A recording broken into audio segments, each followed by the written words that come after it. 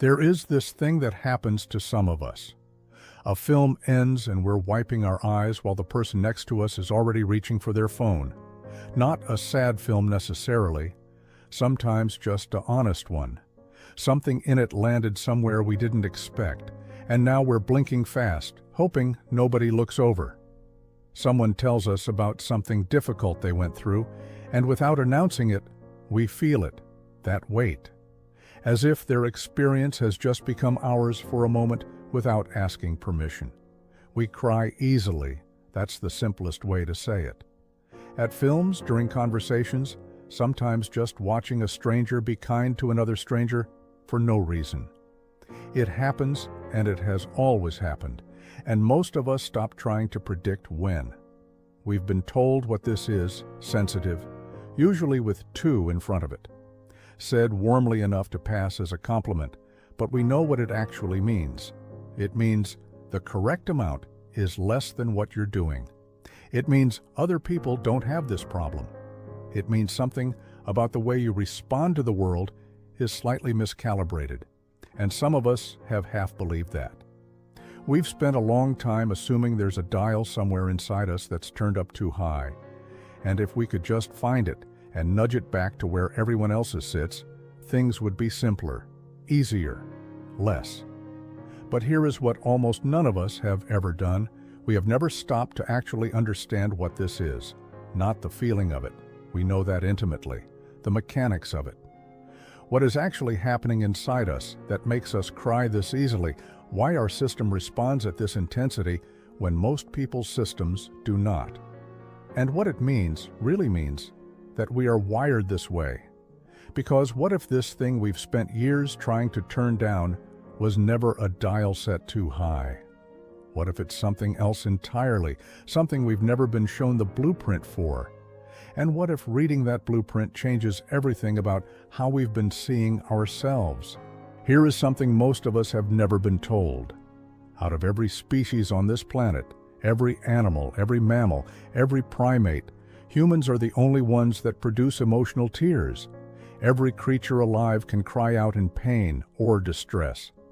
But tears that come from feeling, from being moved, from witnessing something beautiful or honest or heavy, that response exists in exactly one species, ours. Nature engineered it into us with intention. It is one of the most specifically human things our body does, which means when we cry at a film or during a conversation or in a moment that didn't seem to warrant it, our system is not glitching. It is performing a function that nature designed only humans to have. We just happen to be the ones in whom that function runs at full volume. And the reason it runs at full volume has nothing to do with being emotional or fragile or wired wrong. It has to do with three specific things happening inside our brain that do not happen the same way in most people's. The first one explains something we've all felt, but probably never had a name for. We walk into a room and we feel it. Something shifted. Something is off. Something is happening beneath the surface of the conversation that nobody has acknowledged yet. We pick up on a change in someone's voice that the rest of the table missed entirely. We notice the detail that everyone else scrolled past. And we also get overwhelmed in environments that seem perfectly fine to the people around us.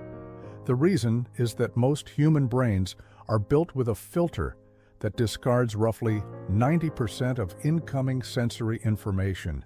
It's an efficiency strategy. The brain decides what matters, throws out the rest, and moves on. Our brains don't do this the same way. Our filter lets almost everything through. We are processing the full weight of a moment while most people are processing a curated summary of it. This is why the world can feel like too much sometimes. We are taking in more of it than most people's hardware is designed to carry. But this is also why we are the ones who catch the thing everyone else missed, the pattern, the beauty, the tension, hiding in plain sight. The same wiring that overwhelms us is the wiring that makes us perceptive in ways that other people genuinely cannot access. The second thing runs even deeper. When someone near us is going through something painful, our brain does not simply take note of it. It physically reconstructs that person's emotional state inside our own body. There are cells in our brain called mirror neurons, and in us, they are significantly more active than average.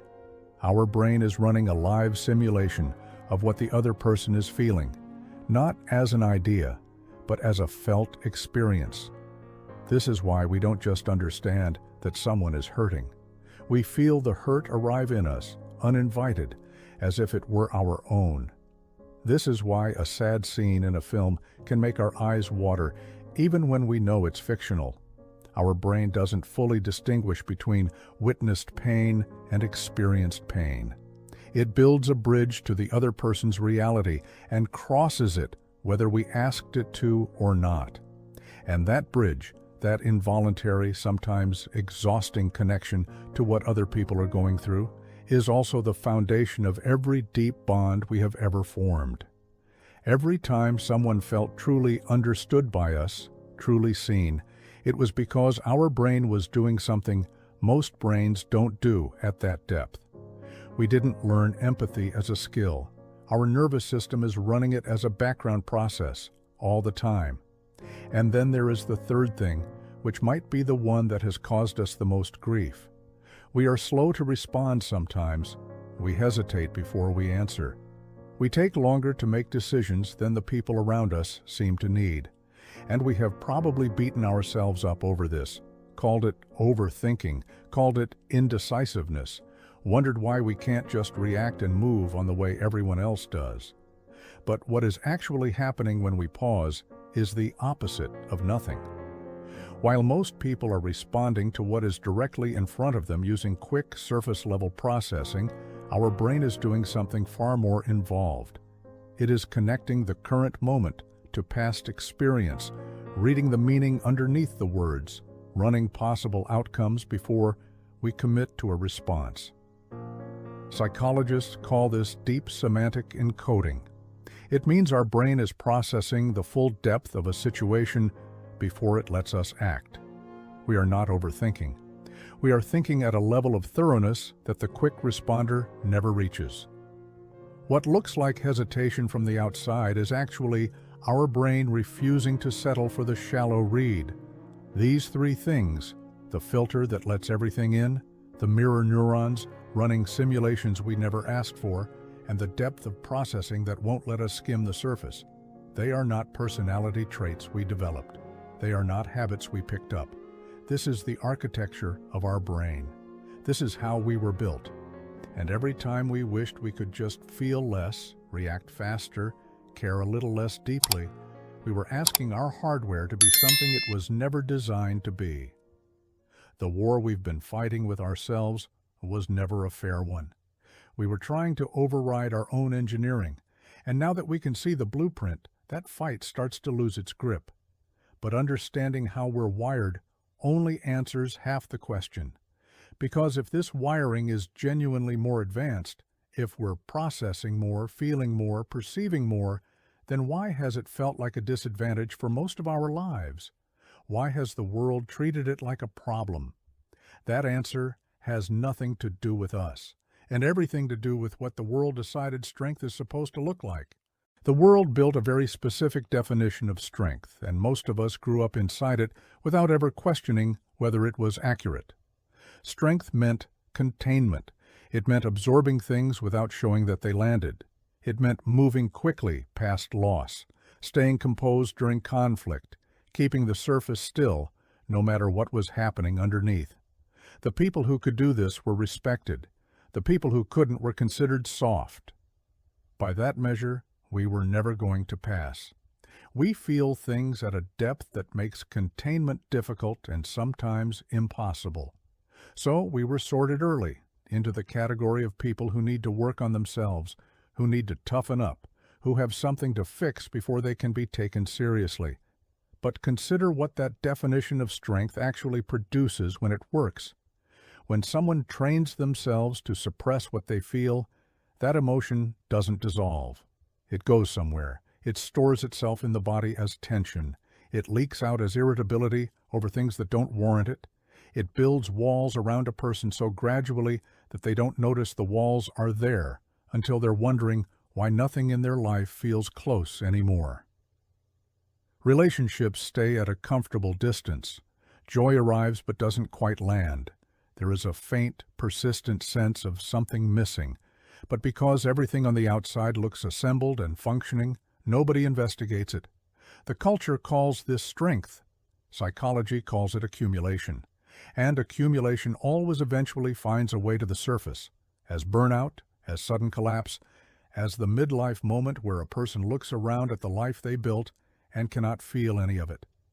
We, meanwhile, have been doing something very different. We have been processing. Not because we chose to, but because our wiring doesn't give us another option. When something hits us, we feel it move through. It's uncomfortable, it's visible, it's the opposite of contained, and it is also the way emotional material actually gets metabolized rather than stored. Research in psychology has been consistent on this point for decades. People who process emotion rather than suppress it recover faster from difficult experiences, form deeper interpersonal bonds, regulate stress more effectively over time, and build what researchers describe as greater long-term resilience. The people who feel things through, who let the wave pass through them instead of building a dam against it, come out the other side with stronger foundations than the people holding everything behind the wall. The world measured strength by how little we show. The research measures it by how well we process what we feel. And by that second metric, the one that actually predicts how well a person weathers difficulty, connects with others, and sustains themselves over a lifetime, we were never the fragile ones. We were doing the harder work. It just never looked the way the world expected strength to look. And yet, even knowing this, there is a question that still sits underneath everything. If our wiring is doing something valuable, if we are processing rather than suppressing, if the science says we are building something real, then why has it felt so hard? Why have so many of us spent years feeling like we were struggling with something that everyone else seemed to handle naturally? That question has an answer, and it has nothing to do with how strong or weak we are. It has to do with where we've been trying to grow. There is a concept in psychology that divides people into two categories based on how they respond to their environment. Most people are dandelions. A dandelion can grow in a crack in the pavement, in a neglected garden, in a manicured lawn. It adapts to almost anything and comes out roughly the same regardless. The environment shapes it very little. It survives wherever it lands, and that's enough. We are not dandelions, we are orchids, and orchids have a very different relationship with their surroundings. In conditions that are harsh, chaotic, emotionally cold, or overstimulating, orchids don't just struggle a little more than dandelions. They struggle significantly more. They wilt in environments that dandelions barely register, and for most of our lives, that gap between how we were handling things and how easily everyone else seemed to manage was the evidence we used against ourselves. We thought it meant we were less capable, less equipped, that the world was built for a kind of person we simply were not. But the research on this reveals something that the self-blame never let us see. The same sensitivity that makes us suffer more in the wrong environment is the same sensitivity that allows us to thrive more deeply in the right one. Orchids don't just match dandelions when the conditions are good, they exceed them. In environments with the right pace, the right people, the right emotional safety, orchids produce depth and creativity and insight and connection that the dandelion, for all its resilience, structurally cannot reach. The dandelion will always be fine. The orchid, in the right conditions, will be extraordinary. If this content is making sense to you, then subscribe to the channel. Thank you for your support. We were never failing to adapt. We were forcing ourselves into soil that was never designed for what we are, and then measuring ourselves against the plants that happened to grow there. The answer was never to become a dandelion. It was to stop pretending we are one and find the conditions where what we actually are can do what it was built to do. And once that piece falls into place, Once the wiring makes sense, and the world's metric has been seen for what it is, and the struggle has been traced back to environment rather than deficiency, something shifts. The war we've been carrying starts to go quiet, not because we decided to stop fighting it, but because there is nothing left to fight. And what remains when the war finally ends might be the most important part of all. The capacity for deep empathy, for reading people without being told what they're feeling, for forming bonds that go past the surface, for experiencing moments of beauty or meaning with an intensity that most people only access a handful of times in their lives. These are not the traits of someone who failed to develop properly. These are the traits of the most psychologically mature and fully human beings. They carry the depth of feeling, the resistance to performing what they don't genuinely feel, and the sensitivity to injustice and beauty alike.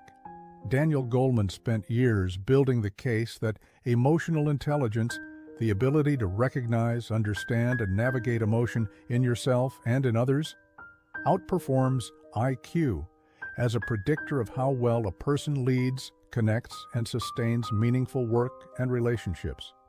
People who cry easily are already operating with two of the core components of emotional intelligence running at full capacity. We recognize emotion in real time in ourselves and in the people around us, at a speed and accuracy that most people cannot match. The only piece that sometimes needs development is learning to channel what we feel, to use it as information rather than being swept under by it. And that is a skill. It can be learned. It is not a fundamental limitation of who we are. So here is where we are, now that the blueprint is open and the full picture is finally visible. We were never wired wrong. We were wired for depth in a world that increasingly operates at the surface. We carry a nervous system that is still fully open in an era where most people have gradually, quietly closed theirs down to get through the day.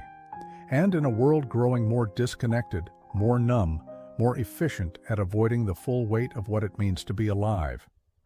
People who still feel everything are not a problem to be managed. We might be one of the rarest things left, not because feeling deeply makes us superior to anyone, but because we kept something intact that the world has been slowly letting go of.